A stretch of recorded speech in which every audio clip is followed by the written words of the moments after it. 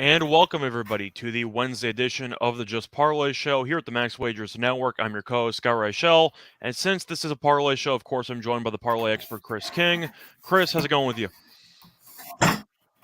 Well, I mean, it could have been better yesterday. We saw, Toronto's bullpen blow a lead late. We saw Josh Hader look like Craig Kimbrell yesterday before the Padres won in the bottom of the inning. A lot of weird games yesterday, Yeah, a lot of weird including the one that games. we were talking about. Yeah, including what we were talking about extensively last night between the Yankees and the Mariners out at T-Mobile Park. That might have been one of the dumbest games I've ever watched in my lifetime. And it was mostly the extra innings because, 0-0 games through 9 don't happen often, but they happen on occasion. But 0-0 through 12 with a guy on starting on second base is something you don't see that often. But both teams just refused to win the game.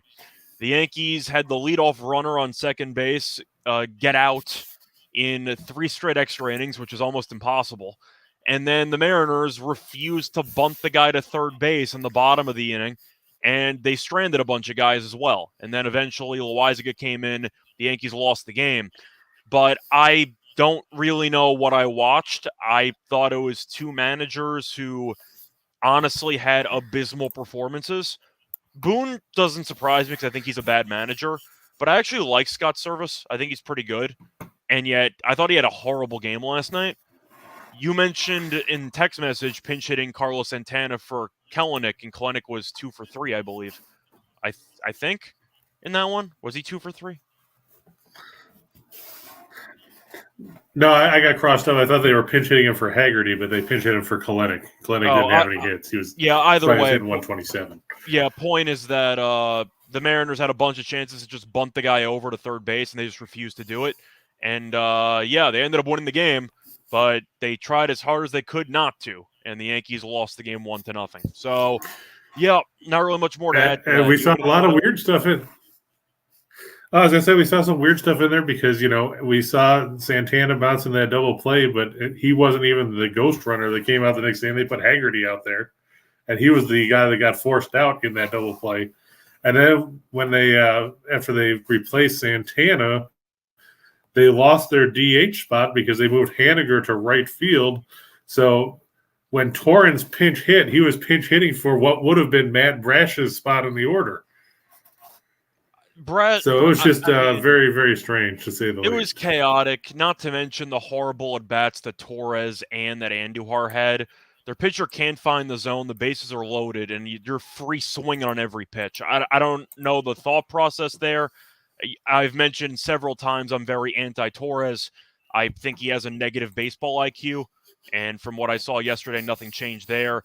And Andujar just got called up. He's trying to make a big play, but he's clearly just not ready for the moment. But either way, the Yankees picked up another loss. And besides that, feel like most of what we looked at yesterday worked out. Baltimore, unfortunately, not in possession of a playoff spot because the Mariners held on. So Baltimore is still half a game behind. Besides the actual games yesterday, any news jump out to you either yesterday or this morning, potentially?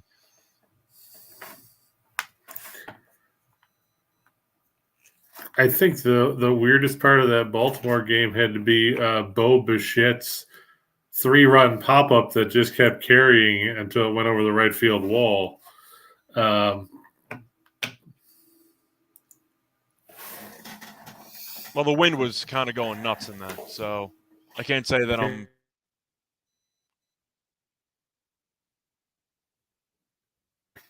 But yeah, it was a... I froze up there. I don't know what the hell happened. It just all of a sudden the screen went black. Yeah, Bichette had a 3-run pop up that just kept carrying in that game. 333 feet.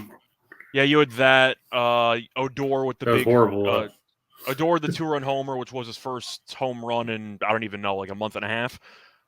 Besides that, I feel like a lot of the games kind of went the way that we thought they were going to. I had the Mets yesterday. They worked out. The Mets are up again 5-0. It's the perks of playing Cincinnati. I think the one shocker was probably Colorado yesterday, scoring 16 runs. It's not exactly surprising when an opposing starting pitcher struggles in Coors Field. When it was Yeah. 12-0 after like 3 or 9-0 after 3, like it really caught me off guard. Yeah. No, it was 12 after 3. Mikolas was gone after, I think, 2 1/3 and had given up 10. And that was, I mean, when you're down that big, that early, you might as well just phone it in. And that's pretty much what the Cardinals did. But nobody expected that, I don't think, considering how hot they had been. They had, like you said, they had won 9 out of 10, 7 in a row. And then you turn around and put up an egg like that. It was just miserable. Yeah, and the main news from this morning, which involves college football, it's a bit of a sad story there with Wake Forest, but their starting quarterback, Sam Hartman, is going to be out indefinitely with a non-football related issue. According to earlier reports, he has some type of medical condition. They have not officially ruled him out for the entire season, but he's going to be out for at least the first couple months. He underwent some type of medical procedure Tuesday night, so we'll see what happens there. But either way, the point is it's sad because Hartman's talented, but now Wake Forest is going to be without him, and I'm sure people are sprinting to bet team total or win total unders. Anything you want to add on that? Yeah, Dave Clawson did say, well, I was going to say Clawson did say that Hartman will be back this season. But like you said, we don't know when that's going to be. We don't know what kind of shape he's going to be in when that happens because there's so much that we don't know about this situation. They haven't really said anything. They just said we definitely hope that he comes back sooner rather than later. They said medical procedure. They have not specified what kind. So we hope he comes back sooner rather than later. Yeah, but we don't know. So if you want to look at Wake Forest stuff, I'd recommend throwing everything you had in the garbage because without Hartman in there, you're going to be trusting an unproven commodity at quarterback. I don't exactly feel great about that proposition. So something to keep in mind. Still a sad story. But besides that, anything else you want to talk about, or should we just move on to today's card? Yeah, I don't think there's anything that jumps out that I know of. So it'll be interesting to see what happens. Yeah. But no, we can move on to the card. There wasn't anything else that I can think of we talked about, unless we want to talk about, Arias and the Dodgers beating up on a bad Minnesota pitching staff yet again. Yeah, not surprising. AJS is talking about how the Pirates player had his phone fall out of his pocket. I don't know if you saw that. I didn't see that last night. I couldn't bring myself to watch the Pirates and the Diamondbacks. I'm trying to remember what his name was. Rodolfo something, I think. But it's one of his first couple games in the league. He's sliding into third base, and his cell phone falls out of his back pocket. Was he safe? Yes, he was safe. The phone might be cracked, but he was safe at the base. So at least he beat the throw. I don't think I've ever seen that before. Besides the fact that, I don't know why you're even carrying your cell phone with you. It's something you should especially not be doing when you're in your first couple games as an MLB player. I don't know the thought process there. True. Are you hoping to accept some phone calls rounding second base? I don't know why you need your phone in your pocket. Am I missing something? He wanted to, text his mom and tell him that he, was going to score. Could be. I don't know. Other than that, it doesn't make any sense. But we've seen stranger things happen. Yeah, we have. But I just thought that was. We've seen stranger things happen though, and yeah, true. Yeah, Andrew just said the Mets are now up 6-0. As TJ Zook struggling. I can't say I'm surprised. It's his professional debut or season debut. I forgot which one. I think it's a season debut. I could have sworn he pitched for Toronto before. That sounds right. I know he was never good, so there's that. But I think he pitched previously. Yeah, he's 2-4 in his career, with a 4.59 ERA. Pitched with Toronto in 2019, 2020, and 2021. 13 games, 7 starts. Yeah, he's not good. So not great numbers. Yeah, but. Either way. We'll leave it at that. Not good numbers. Yep. You want to transition into today's? Sure. And we'll start with how about probably the easiest game on the slate, and that's the Astros and the Rangers. I was a little worried yesterday when, the Texas went ahead 4-0 on behind Martin Perez, but of course it's the Rangers, and they find ways to turn games around in a hurry. Houston rallied to win that game 7-5. It's now Glenn Otto with his 531 earned run average going against Justin Verlander. And you can see at the bottom there, I bolded a number. Since 2019, the Rangers are 3-26 at Minute Maid Park. That's not good. That's historically bad, actually.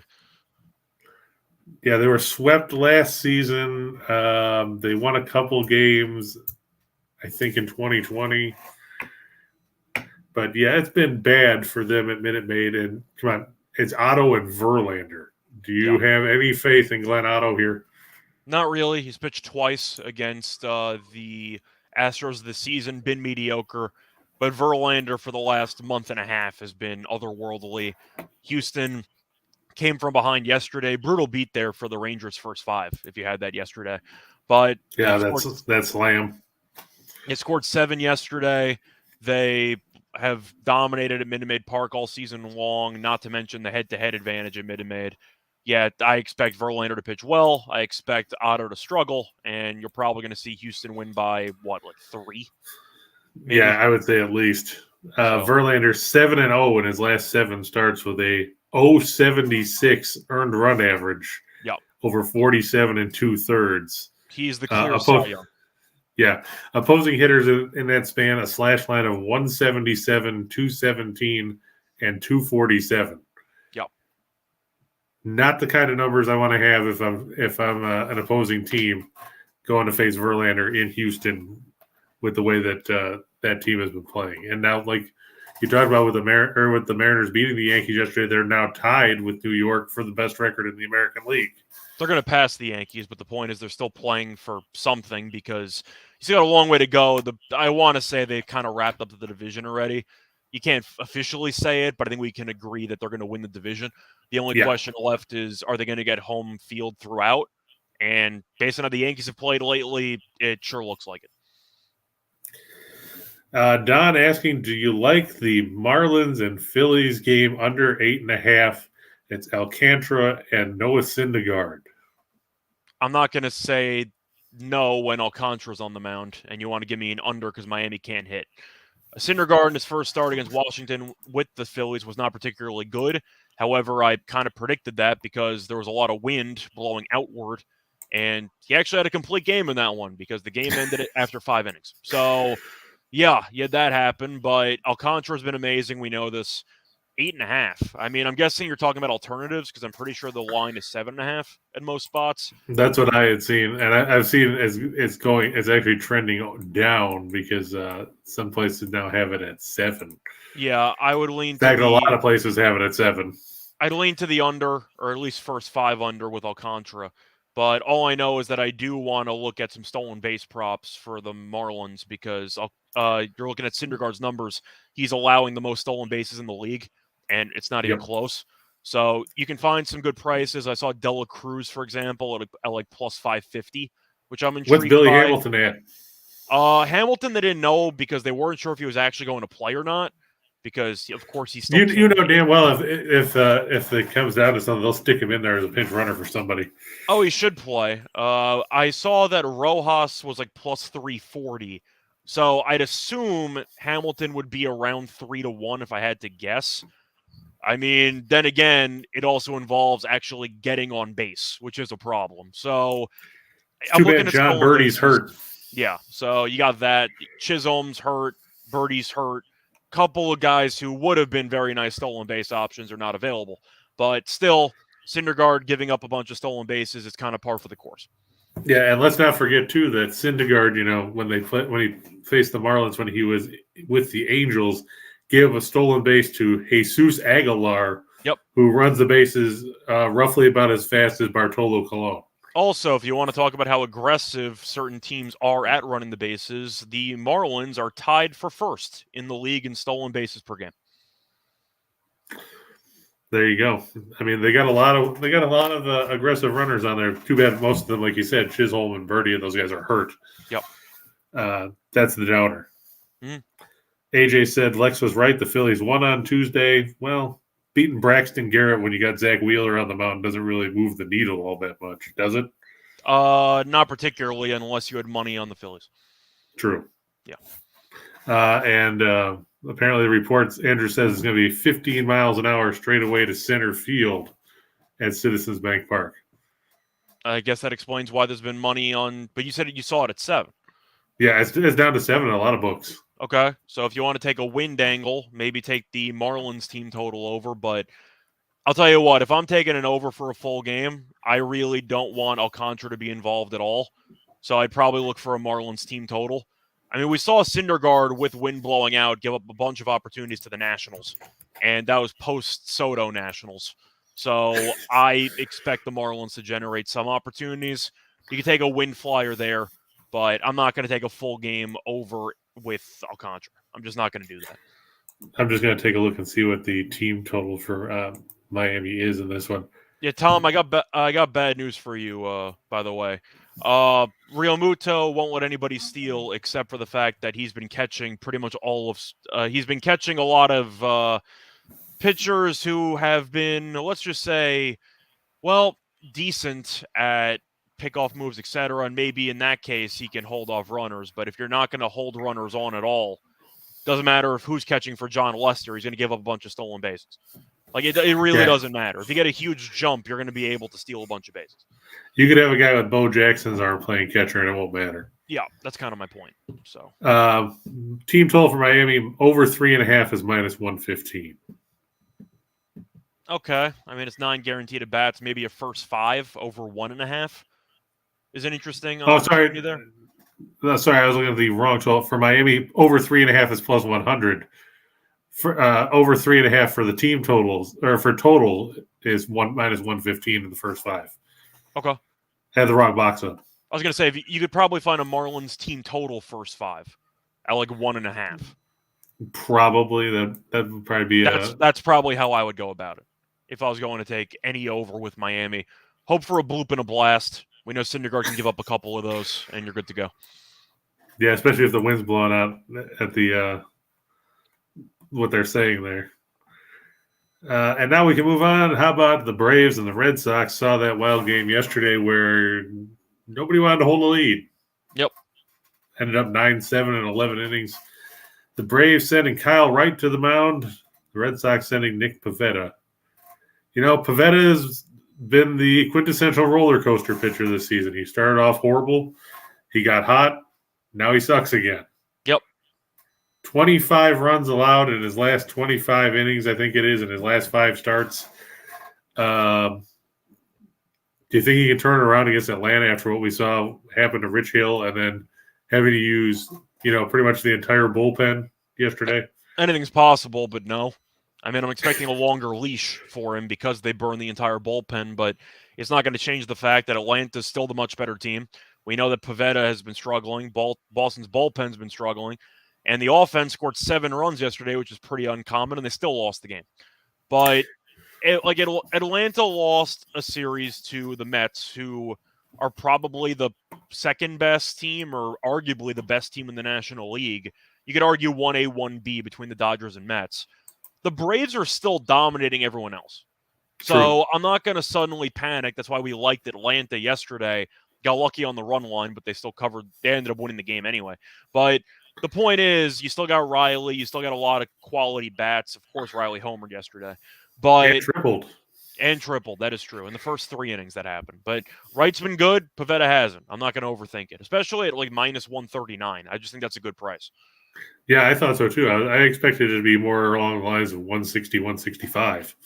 Especially based on current form. You figure that they would probably be around like 160? Yeah. But like we said, Pavetta's been horrible. I mean, you look at his last 5 starts, because, I mean, we've talked about that lately where, you look at the season numbers, it's like, oh, he's 8-8. But you look recently and he's 0-3 in his last 6. His last 5 starts, he's given up 7 runs in 5 2/3, 6 runs in 3 1/3, 7 runs in 4 1/3. Then he had one good start against Cleveland where you have a run in 5 2/3, and then went back to sucking. You have 4 runs in 5 against Milwaukee. I don't know what to make of Pavetta. I mean, he's a quintessential average kind of guy, but it'd be nice if he could, be an average kind of guy where, you give up 3 runs in 5 innings Yeah. as opposed to, getting shelled. I mean, his last win was June 24th. You can really make an argument that if Boston's rotation was not beaten to hell and back, he might be coming out of the bullpen right now because he clearly has not had it for a while in the rotation. But Boston's rotation is so atrocious right now that he's one of their better starters, which tells you how bad it actually is. They threw out Rich Hill yesterday. Like, this is the current state of Boston's rotation. They don't have a choice. They got to throw Pavetta out there and see what sticks. It's not like Toronto with Kikuchi where you have other options potentially. I don't know what the hell the Nationals are doing with Wnba Sanchez or what the Reds are doing with Mike Minor, but I think you understand my point. Pavetta's just cooked, at least based in current form, and Boston has no alternatives. So they're just going to have to keep throwing him out there, I guess. Yeah, I mean, you're looking at Boston's rotation. Like you said, Sale is done for the year. So if you look at their depth chart, they list Eovaldi as their SP1. And he was atrocious for about a month and change, too. Right. Pavetta is SP2. Waka is 3, but he's on the IL. I forgot Waka was even on Boston. That's how much he pitched for Boston this year. Hill is the number 4 starter by default, and Cutter Crawford is the 5. And Crawford's been okay, but he's a young prospect you promoted. But, I mean, you're looking at all the other rotation guys. You can make a serious argument that that's one of the worst rotations. I don't even know if it's an argument. It's one of the worst rotations in the league, based on current form at least. I mean, let's compare that to let's see who's got a really sucky run. How about the Washington Nationals? I was going to say compare it to the Nationals, compare it to Pittsburgh. Well, Boston's might be a little bit better, but the fact that you even have a discussion tells you how bad the rotation is. Yeah, just for shits and giggles, Washington's rotation, Josiah Gray. They've got Mackenzie Gore listed as the number 2, but of course he's hurt. Yeah. Corbin is the 3. Okay, and Corbin's having one of the worst pitching seasons of all time. Right. Fetty is 4, and he's on the IL. And then Espino is the 5. Which one of those rotations would you rather have? I think Espino might be like a number 3 in Boston's rotation. And I'll tell you what, I think Josiah Gray would actually be a 1. Well, I mean, he's the one in Washington's rotation, so he might be the best pitcher in that rotation too, but I'm not a big Josiah Gray guy, but that point is the bar set low. I'm not surprised Boston's in last place. When you look at the injuries in the rotation, it's really a shock they even win games when you're throwing out 4 basically incompetent starters at this stage in the season on a regular basis. It's really, really bad. And they even tried Bello for a couple of starts and need an ERA of like 30. So it's Did he get rough. hurt or something?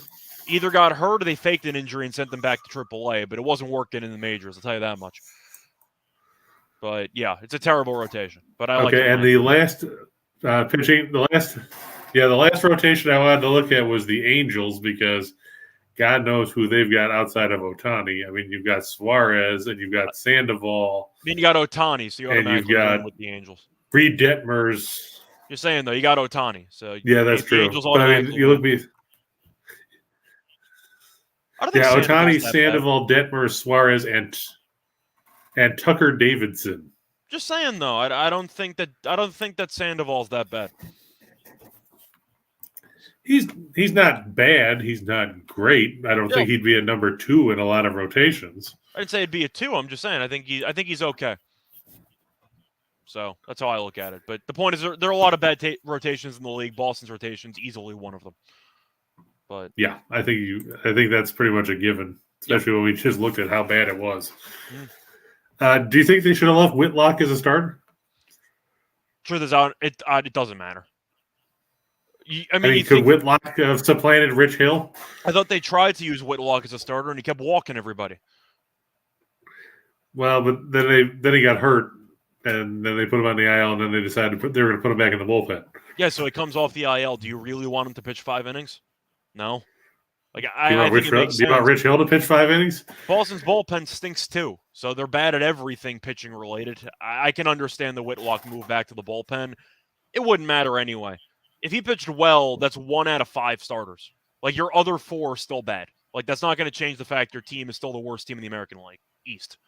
So, I was going to say, because if you said the American League as a whole, there's a no, whole not the bunch of American teams that would League. argue with you. But the point is, the Orioles are a borderline playoff team. Like, Boston's going to finish probably in last place. It is what it is. True. Anybody got any other games they want to talk about off the top of their head? God, please don't talk about, let's see. Oh, speaking of. You're the one with the sluts, so you go. I know. I'm just asking to see because, otherwise we can go to the 2 for the money. I just want to see if there's any games that people are jumping out about. Are you worried that Aaron Savale is back for the Guardians tonight? I don't know if worried's the right word. Because Savale was so bad, he hasn't pitched in a while. But you're kind of hoping that June 13th, his last start. I was going to say, you're kind of hoping that he was injured, because that would explain how awful he was randomly. And you're hoping that he had some time off, maybe can get it back together. I don't know if worried's the right word. Do you like to fade people that struggled and then just came off the IL? Or do you take more of a wait-and-see approach? I mean, the weird thing about this is Savale has owned the Tigers in his career. I'm sure a lot of people have over the last couple of years. Yeah, I know, but I mean, to the point where he's 7-0 and his ERA is under 2. I know Plesac also used to dominate the Tigers. I'm sure he still does, but I remember, Savale and Plesac just had absurd numbers against Detroit. So, I mean, normally you would fade a guy coming off the IL, and apparently he had a wrist injury. So I'm going to pick Detroit anyway because they're 25 games under, but they're only 5 under at home because they're one of the worst road teams in the league.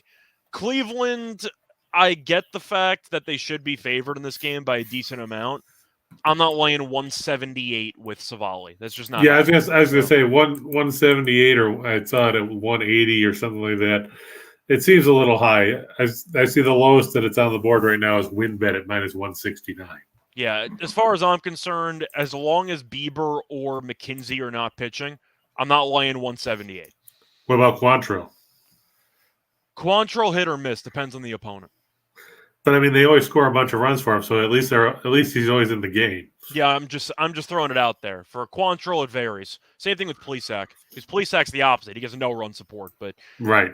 With Savale, I'm not betting on the Tigers because I'm fading him. I'm betting on him because I think the Guardians are significantly mispriced. I can see that.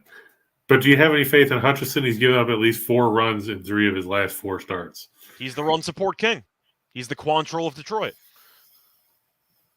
Quantrill of Detroit. I can see that that's going to be a movie someday. They can score some runs for him.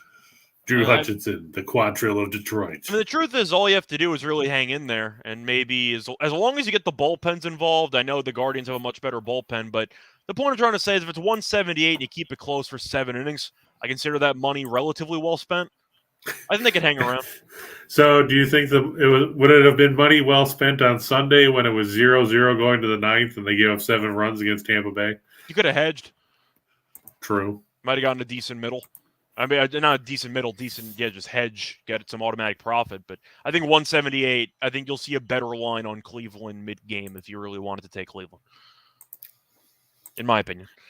Any other games that jumped out to you today that you were looking at? How do you think the Yankees and Mariners respond after that circus last night? I have to wonder who anybody's going to have left if these starters get either get roughed up or run up a pitch counter, because Ray can have control issues at a moment's notice. He could. Yankees are some free swingers, but if you want to look at the Yankees' numbers against Ray, they've seen him a lot. Big news for the Yankees, though. Rizzo is back in the lineup, which is going to be big because him being out was really eliminating a lot of power from the lineup. You're looking at the good thing about Rizzo too is he's not afraid to take a walk. Yeah, but I'm looking at the Yankees lineup. Donaldson was good in the opening game of the series. He didn't really do much last night, but neither did anybody else. I was going to say, but I'm looking at the bottom half: Torres, Hicks, Andujar, Kiner, Falefa, Higashioka. Do I really have faith in that offense to score runs? No, not really. I think I'm leaning to an under.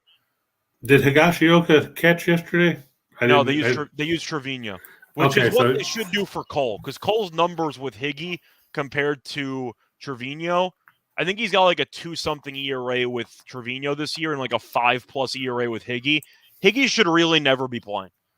Like Trevino was an all-star catcher. I don't know why you're bench. I don't know why you'd ever give him time off. I get Higgy is a personal catcher for Cortez, which might explain it, but I think I'm leaning to the under because I'm looking at the bottom half of that Yankees lineup, and even with Rizzo, that bottom half is so bad.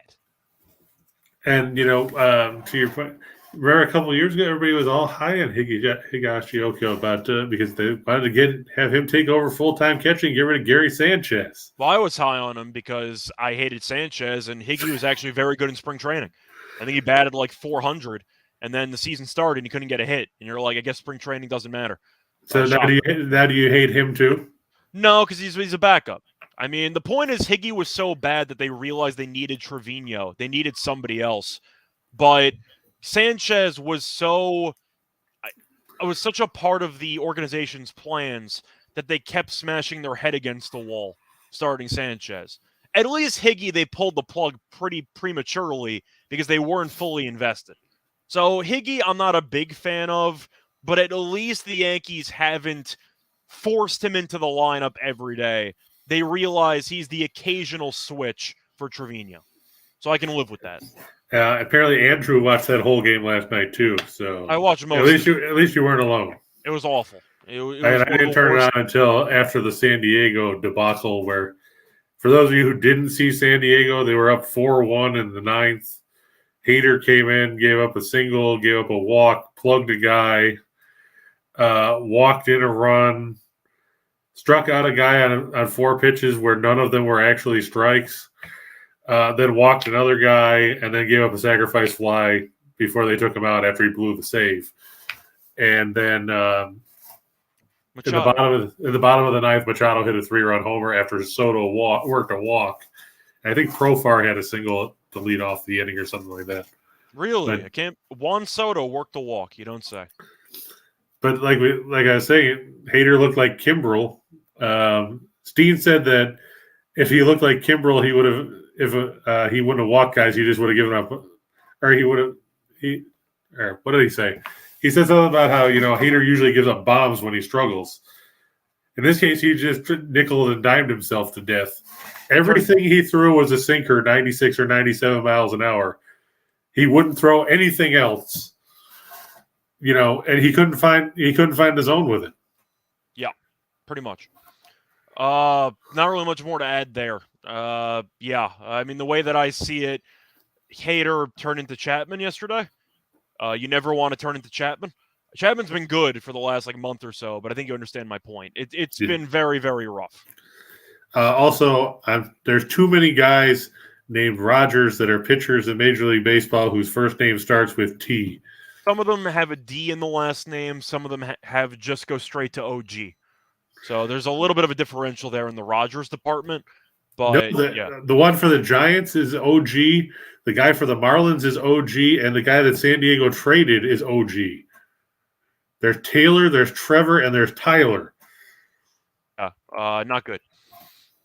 So Tyler's the one who blew it yesterday for San Francisco. That's the weird part, though. All the Rogers are not very good. I'd rather have Kenny Rogers pitching. You got to count your money while you're sitting at the table, man. That's right. Yeah, there we go. Almost seems like yesterday, 20 years ago. Yep. It might be longer than 20.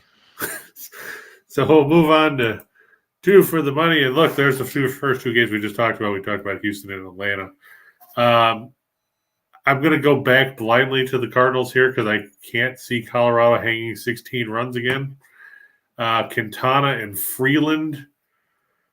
Don't have any faith in Freeland. I actually like the under in this game. Well, as crazy as that sounds, because one team scored 16 runs yesterday. I actually kind of like the under. And that total has spiked because it opened at 11. Yeah, what's it at now? Now, last I saw, and I'm going to just double check here real quick, it is 12 or 12 and a half. You got wind and altitude, I'm guessing? Let me see what Ballpark Pal's showing for cores. Let's see, park factors. Okay, it's showing that it's blowing towards the left center field at about 7 miles an hour, but they're projecting 12 runs over average or 12% runs over average, plus 15% home run chance, plus 13 on extra base hits. So blowing towards left is where it's at. Don't know if I have a ton of faith in 12 and a half, though. Like you said, we saw 16 runs yesterday, but still, that seems 12 and a half seems a little high to me. It's always tricky when you look at form of pitchers because Coors Field is just an entirely different animal. And we saw it yesterday with Mikolas. Like, Mikolas was pretty good going into the start, and then you wouldn't have known it because he looked like a batting practice pitcher. So he with looked like Coors, shit. you never know. But I'm going to lean to the under. Quintana's given up 1 run in his last 3 starts combined. Freeland has not been particularly good at home, but he's been good his last couple outings, and I think 12 and a half especially seems a bit high to me. I'm going to go with the under. Yeah, Freeland's got 3 straight wins. He's given up 5 runs over 18 and 2/3 in that stretch, and he did beat the Dodgers in his 1 home start in that run. Oh. So, yeah, I see he's got an ugly 5.55 ERA at Coors this year. But, yeah, Quintana's pitched well, and Freeland's been better lately. So I don't see – we might get to 10 or 11. I don't see us getting to 13 to go over the number. Yeah. I think if you just have one pitcher that looks decent, then you probably have a decent shot at cashing. I think one of these pitchers is going to pitch better than apparently the odds makers expect. But, yeah. And Andrew says it's tough taking unders at Coors, but he loves looking for unders after a team scores double digits. Yeah, especially the Rockies. And we know the Rockies can be quite streaky at the plate. This is true. And then we got the Padres and the Giants. God, I don't know why I went back to this game, but then I looked and it's Junis and Manea on the mound. And let's face it, Junis has been inconsistent. Manea pitches okay at Petco. San Diego's bats have to do something sooner or later. That's what you'd hope. I mean, that's basically what they're banking on since they made this massive trade. Mm. And I didn't really feel like chasing after the Twins and the Dodgers because I don't know enough about Ryan Pepio, even though he's facing Sonny Gray. Yeah. I don't really have much more to add, to be honest. It's kind of tough. Yeah, it's kind of a tough slate because you look at some of these games and, the pitching matchups are questionable. Yep. I don't know what you think of Junis. I think he's okay. Other than he's an ex-Royal, He's okay, but he goes no length. I mean, it seems like whenever he gets into even a hint of trouble, they pull him. But he usually goes, like 4 or 5? Yeah, right around there. So, just take a look at his recent outings. Last 3, he went 4 1/3 against the Diamondbacks, 4 against the Cubs, 3 2/3 against the Dodgers. He hasn't gone more than 5 innings in his last 5 appearances. I'm saying he's a 5-inning guy. So if you actually want to back Junis, take the first 5 because that's all he's going to give you. He's pitched well on the road. I'll give him that. He's got a 1.78 ERA at 25 1/3. But he's been decent this year, which has been a nice surprise. I'm just throwing it out there that if you expect him to pitch well, he might pitch well, but not for long. Right. Would you take the flyer on the over 3.5 strikeouts? It's very tough when 5 innings is your ceiling. So I think I'm out. But if you want to make a case for it, you can. I can't because I know that he's facing 15. He's getting 15 outs tops. He did fan 5 Dodgers in 3 2/3 his last time out. 3 2/3 though. I mean, right, but strikeouts are going to vary. 5 out of 11. If you're not a strikeout pitcher, the strikeouts are going to vary. So I kind of try to just look at volume, and based on the volume or the length that he's going, I have to stay away from me personally. I just can't do it. I don't blame you. Yeah, I just threw it out there. He said, Ryan asked, do you like Justin Steele to go over 5.5 strikeouts at a game that's already started? Against Washington. Live bet? I don't know. I didn't look to see who Washington has in their lineup today. Not like it matters because half the names are names that are like, who are these fucking guys? Steele's pitched pretty well of late, though. I mean, he's been good. Let's not take anything away from him. But he struck out, was it 10 in his last start? Or was that 2 starts ago? Yeah, his last start, he struck out 10 against Miami. He struck out 6 against the Giants in 3 2/3. Back on July 4th, he struck out 9 Brewers in 6 2/3, 6 Reds in 5 innings, 8 Pirates in 5 2/3. I mean, he's got the stuff, and Washington isn't necessarily a great lineup, especially at this point. Yeah. I think it's worth a flyer. Yeah, I think you can make a case for it. Now we can move on to, and Jojo Rabbit said Quintana over 3.5 strikeouts. Do you like that at course? I guess technically. I mean, if he doesn't get shelled and he goes 5, I think he got a decent shot at it. And we know the Rockies are always swinging for the fences. I don't mind that per se. I think you might end up seeing that one have some strikeouts in it. Yeah, I mean, he struck out at least 4 in 9 of his last 10 starts. So I would lean to the over in that one. Of course, the one game that he didn't strike out for, he struck out 3 in 5 innings with the Pirates against the Rockies at Coors Field, where you have 6 runs on 7 hits, 2 walks, and 3 strikeouts in 5, as the Rockies won 13-2. Yeah, he still went 5 in Coors. That's enough for me. That's true. Yeah, Ryan, the game started at 2:20. It's a typical midweek Wrigley game. 4 for the show. How about the White Sox over the Royals? Johnny Cueto facing Chris Bubich. I got the under as my play of the day. I think this total's too high. What's the under, 3? The under in this game was a 9.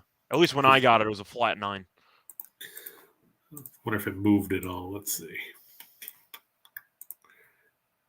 Still 9 at Unibet and Bet Rivers. Everybody else has it 8.5. I was a fan of the 9. I grabbed it overnight. Both offenses have not been good. We know Kansas City's offense is especially bad, even when they still had Merrifield and company. Though they did score a bunch against Boston. They did, but you looked at the doubleheader yesterday. Both games were absolutely just low scoring. You had the White Sox, who are now missing Anderson indefinitely, got a bunch of injuries. They can't hit. I believe they scored less than 4 runs in 5 of their last 6. And Bubich has been, he was awful to start the year, but last 5 starts, 2.84 ERA, and Cueto's been good. So I took the under. And the wind's blowing in a little bit. Yeah, Cueto's pitched a lot better than I would have expected when he showed up out of this season. 4 and 5, a 2.91 earned run average. He's got a 2 flat ERA on the road. Can't argue with that. Yeah, he's been good. Yeah, 7, got at least 6 innings in each of his last 6 starts. Yep. So good stuff for him. The Diamondbacks and the Pirates, it's Madison Bumgarner and Mitch Keller. The Pirates cannot score to save their lives. They cannot. However, I was on Total Chaos, and I leaned to the over in this game. I just don't trust either pitcher. Keller's been good, so I feel better about the Pirates team total over. Bumgarner has not been good. 5+ ERA in his last 4 starts. He constantly yells at batters for staring at home runs he allows. A secret to stopping that, by the way, is to not give up home runs in every start that you're in. But we saw the bullpens be atrocious last night. That game went from a low-scoring game to a very high-scoring game in about 3 innings. So I am personally looking at the over, but that's mostly just because of bias. I don't like Keller. I don't like Bumgarner. I'll take my chances. Bumgarner's been a lot better at Chase Field. He's 5-3 with a 3.31 earned run average compared to his 1-7 mark with a 4.88 mark or ERA on the road. Yeah. So I know Pittsburgh can't score. I know Keller's been decent lately. I think he took the tough loss in his last start against Baltimore, where he gave a run in 6 innings. Mm-hmm. But you look at his last couple starts. They were blanked by Baltimore. Keller, then they scored 1 run for him in the loss to Philadelphia on July 30th. He was blanked, or they were blanked on July 16th. So they were blanked on July 6th. I mean, they're just not scoring when he pitches. Yep. I don't know why that's the case, but you tend to see pitchers all season long have that type of relationship or allergy to runs. Yeah, and then I'm going to take Alcantara here and plus money over the Phillies. I just don't trust Syndergaard. I think you have to. It's a great price. I know the Phillies been playing very well. Miami's offense isn't great. Alcantara might go for another complete game.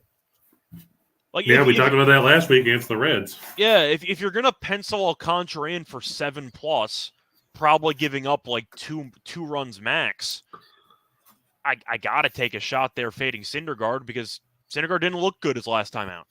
Yeah, and he's faced the Phillies 3 times this year. He's given up 2 runs in each start. Yeah. And then the Orioles, I just got to fade Berrios.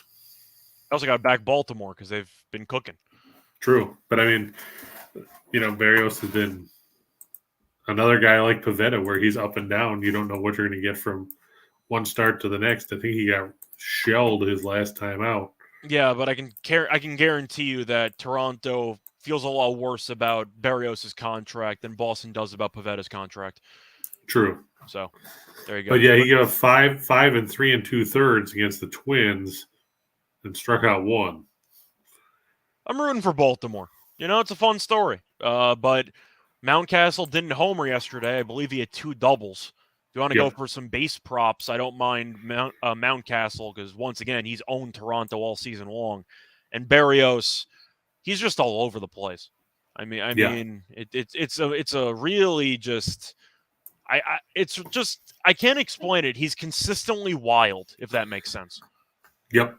But and Paul Wall said, "How much do we love the Dodgers today?" Well, I love them a lot more if they actually had a guy that had a major league track record pitching. Yeah, that's true. But Pepio has not pitched much at the majors. This is why they shouldn't have traded Mitch White. We both liked Mitch White. We thought he wasn't that bad. Yeah. Pepio's made 4 starts. He's 1-0 with a 276 earned run average, 16 1/3 innings, 12 walks, 19 strikeouts. Yeah. So, I mean, he's got a little bit of the Rick Vaughn vibe going there. How can guys lay off pitches this close? Mm-hmm. Last start, July 5th. Ball 12. Yeah. Vaughn has walked the bases loaded on 12 straight pitches. Mm-hmm. But yeah, last start, July 5th, he beat the Rockies through 5 innings, 1 run on 4 hits, a walk, and 6 strikeouts. I guess the plus that you can have for the Dodgers is, A, they've got that lineup where they can put up a whole bunch of runs. Yeah. And B, we talked about how bad Minnesota's rotation has been since the start of July. It was a 6.09 ERA going into yesterday before Joe Ryan got roughed up. To see what Gray's ERA was in July. I think it was meh, from what I remember. He's 2-0 with a 1.13 ERA since the All-Star break. His ERA for July was 5.92. Yeah, I said meh. It was worse than meh, but I knew it wasn't. I know he wasn't great. Yeah. So I don't know if I have any faith in Sonny Gray. I'm just gonna back the Dodgers. You can make an argument for the better starting pitcher, but the disparity in talent and current form is so just glaring. The Dodgers are just absolutely rolling. Like, there's no way I'd fade the Dodgers really with anybody at this point. What about the Mets? The Mets, I think, are tempting if you have the right starting pitcher on the mound. But for the most part, the Dodgers tied the franchise record for wins last month. And they haven't lost in the month of... Have they lost in the month of August? I'll have to look. They may not have. I don't think they have. I think they're undefeated with Gallo. Yeah, they've won 9 straight games. So that's what I'm saying. So I don't want to go again. I'm not stepping in front of the Dodgers freight train. I'm just not doing it. And according to JoJo there, it looks like Oakland has switched starting pitchers. It was supposed to be Paul Blackburn. Now it's going to be ex-Yankee J.P. Sears. I think at first glance that's one of my favorite unders on the card today. I don't know. I have a strong personal connection to both pitchers because Sears I actually watch with the Yankees. I think he's actually very good. I think Sears has good stuff. Pitch for the Yankees. In the chat box just mentioned the overall stats for him. But I like him as a pitcher. And you have Toussaint, who I remember on Atlanta, and I always thought he was pretty good. And now you're looking at him on the Angels. I know he's battled some injuries here and there, but the total's 8 We liked the under yesterday with Ohtani and Caprillion at 6.5. That got there. First game of the series was 1-0. We know both offenses can't hit. I like both pitchers in this one. I actually like the under 8. Yeah, I think you're onto something there. Like you said, these teams can't hit to save their lives. Sears pitched pretty well in his time with the Yankees. Are you surprised they dealt him? No, because they were desperate for a proven commodity starting pitcher. Montes had one start. He didn't look good, but I can't say I'm fully surprised. You had to trade some prospects not named Volpe, Peraza, or Dominguez. So you're going to have to give up somebody of value, and Sears will look good. I like him. I think he's a good pitcher. Yeah, Blackburn was placed on the IL with inflammation in his right middle finger. They say he'll be out an extended period. I'm sure he's going to be out for the year. I don't know what the point is of bringing him back for September, do you? Well, he might want to, see if unless he has some contract incentives that he wants to fulfill. But I don't know what the point is. You're down 40. You might as well call you're 40 games under, whatever the hell you're under. You're going to finish the year 40 under. Might as well call up the kids and let them pitch. Andrew said he took Robbie Ray under 6.5. I'm guessing that's strikeouts. And the Yankees money line parlay. You said Robbie Ray. Oh yeah, that's Robbie Ray. Okay. Yeah, and he said that he had Garrett Cole under 8.5 strikeouts in Seattle last night. Got there by a hook. Paul says over in the Dodgers game. I mean, as bad as Twins pitching has been, and what we saw yesterday from the Dodgers, can you expect them to get past 9? It depends if you think that Sonny Gray does anything to slow down the Dodgers, because he's been struggling, as you said, for the last month and change. But people just expect the Dodgers to walk into 6 runs basically every game. We're assuming this unproven commodity for Los Angeles should struggle at times, or at least have a short leash, and the bullpen might do their thing. Maybe Price comes in. Is Price injured, or is he still available? He's still available as far as I know. That's what I thought. So you might bring in Price, some questionable options, and you might score a couple runs. I think I'd lean over, but I think maybe some value on the Minnesota team total over if you really want to buy low. If you want to potentially, sell on a guy making his professional debut, season debut. No, this is his 5th start of the year. Sorry, 5th start for the Dodgers. Yep. Pitched 3. He pitched 3 times in May, and then he pitched right after the 4th of July. Okay, because I was going to say, because that name seems like a foreign concept to me. That name does not ring a bell, so I guess that explains why he hasn't pitched in a while. Yeah, he pitched 3 times in May when Kershaw was hurt before. How do you do? Like I said, he's 1-0 with a 276 earned run average. Okay, that's not bad. Yeah, I don't think he walks a lot of guys. I don't think I have a real thought on the total. I think I'd probably lean Twins team total over, but I got no interest in anything in that game. But to your point about the Dodgers walking into 6 runs during this 9-game win streak, which dates back to July 31st, 7, 8, 9, 3, 5, 8, 8, 4, and 10 runs for the Dodgers during that stretch. Yeah. So I mean, they're a machine. When you're scored at least 7 runs in 6 out of 9 games, it's a pretty good run. Yep. But you want to move on to the bigger parlays? Sure. Paul just asked if there's any Wnba plays. I actually like the wing skin tonight. Do you like the wings? I stayed away. I'm leaning Liberty, actually. I'm not going to bet that game. But I'm leaning Howard was questionable, I saw. Yeah, she's questionable, but for me, it's an issue of motivation for Dallas. They finally did it. They clinched the playoff spot. I'm sure they were out celebrating, especially since they just played a home game, didn't have to travel. But they went on a serious run. They're still in the middle of a winning streak, but they clinched the playoffs. New York is still in must-win territory, and I'm not fully buying into the must-win angle, but I do question if Dallas will show up with the same level of intensity, because New York hung around last game. And now that Dallas doesn't have much to play for moving forward, for the regular season at least, I wouldn't surprise me if the Liberty, maybe in the first half, jump out to an early lead. I saw that the line shifted because Dallas was favored by 5 originally. It's down to 3.5 or 4. Yeah, I just think Dallas might potentially pack it in. Do you have any thoughts about Minnesota-Phoenix? I'd lean Minnesota. Tarazi's out for the year, but the Lynx are 3-0 against the Mercury this season. Each win. They're 10-20 against everybody else. I was going to say, but each win against the Mercury has been by 11+ points. They've dominated this team. and the Mercury did beat the Liberty somehow, but they've lost 3 of 4. The Lynx have actually won 3 of 4. I'm leaning Minnesota. Yeah, -3.5. They've won there, every meeting by 11 plus. Like, I kind of have to like Minnesota.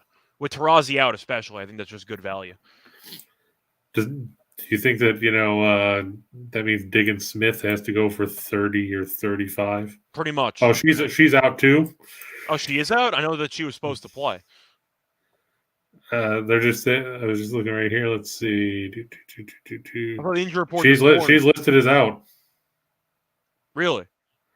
With a non-COVID illness. I see her off the injury report on RotoWire. Well, may it shifted then?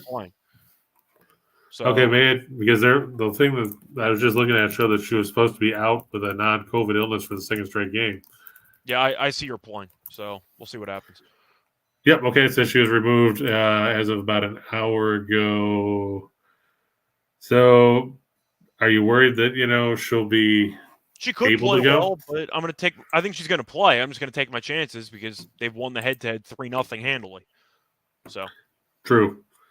And now we can go to the big board here, or as Jim used to call it, the Chinese menu. Guess what? I'm not moving Austin Riley off the board after what we saw yesterday. Why? Because he had 7 bases in the first 3 innings yesterday? Yeah, but he only finished with 8. Amateur hour. I mean, he's a scrub. Yeah. He's also faced Pavetta 9 times in his career and homered twice. So just something else to throw out there. I'm going to go with Judge over 1.5. I think if anybody's going to do anything against Ray, it might be him. Might have to be him because nobody else did anything yesterday. Yeah. They had, 3 hits? It felt like 1. I don't think they had a hit after the 8th or like after the 7th inning. I don't think they had a single hit. Yeah, I don't recall them getting any in extras when we were talking about it. Yeah. Chapman. Funny thing, Dean Kramer throws fastballs and cutters to right-handed hitters. Chapman kills the cutter. Yep. He homered the other night. There's worse things out there you can chase. Jordan Alvarez still at plus money. Against Otto as well. I mean, that's just a solid deal. And there's Mountcastle. I actually put him in there today. Yeah. Well, because I brought it up, and then he had 2 doubles yesterday. He kills Toronto. Yeah, I mean, it's ridiculous how well he's hit them. I'm going to go with Ramirez because somebody's going to hit Detroit. And Hutchinson's not any good. Right. I was leaning towards the Angels because Toussaint pitched pretty well against Oakland in the long relief stint he had last Thursday. I like him. I think he's a good pitcher. Or at least he's got good stuff. I'll put it that way. Yeah, he's got good stuff. Can he stay healthy is the issue. Yeah, but him and Sears, I think my favorite play from that game stole the under. But if you want to take a swing there with plus money with the Angels, I don't mind it because both these teams are relatively even. Do you think this line will shift at all now that they've switched from Blackburn to Sears? Let me see what it's at now. Oakland is -125, so it's still plus money. Like, I like Sears, but I don't want to lay money with Oakland. Yeah, it's tough to lay money really with either one of these teams. That's how I look at it. Buich, I'm going to look to go over 4.5 strikeouts. Like you said, he's been good in his last 5 or 6 starts. Kyle Wright, over 5.5 strikeouts. He averages almost a strikeout an inning. He hasn't really struck out a bunch of guys lately, but Boston has been awful whiff prone. Yep. And Manaea over 5.5. He's gotten 5 and 6 in his 2 starts against the Giants this year. You figure if he goes 6 innings, he should be able to get there. The Giants, they strike out on pitches that aren't even in the strike zone. So why not? And Manaea is not afraid to, dance around the plate every now and then with 2 strikes. This is true. Yeah. Cool. Anything jump out at you? You want to finish up with that? Not really. Mostly just been following tennis today. A couple of good matches so far. I saw Alcaraz lost, which was a bit of an upset there. Really not much else I really wanted to talk about. So, you want to just wrap it up? Yeah. Cool. Sounds good.